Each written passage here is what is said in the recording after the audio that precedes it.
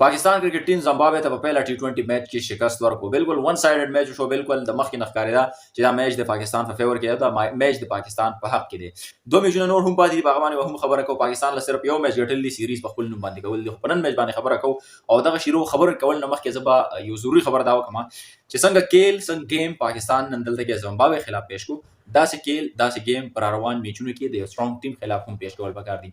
روان چمپیون ټرافي ده او په چمپیون ټرافي کې هم دغه شانته کې لوبه دغه شان کیل پیش کول پکار دي. تنقید نه کوم، خو صرف خبره ده چې دغه شانته کې ریدم دغه شانته کې پوتنشل الته کې هم خودل پکار دي. خیر بهرحال په نن میچ باندې خبره کوو. پاکستان نن پهلا بیټینګ کړو، 165 166 رنز ټارګټ یې ورکړی زمبابوې ته. د دې په جواب کې زمبابوې بیا 108 رنز باندې ټوټل ټیم آوټ شو د 15.3 اوور په اختتام باندې.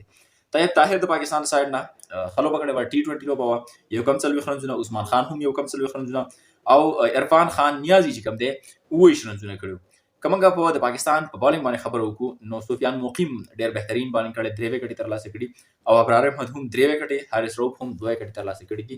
بالرانو هم خو بهترین لوبه کړي، بیټسمن هم خو بهترین لوبه کړي. خیر 50 چا سایډ نه خو نه ده شوی، خو بهر حال دا چې دې ته پته و چې په دومره کم ټارګټ کې خپل سکور ډیپند کولای شو او په دومره کم ټارګټ نو خیر دومره خبر نه ده. خیر را روان دوه میچونه دي، ګورو چې په هغه کې څه کې خپل رائے را سره کمنټ کې شامل کړئ. ان شاء الله ملوي ویډیو کې تر هغه مال راځي. اجازه الله.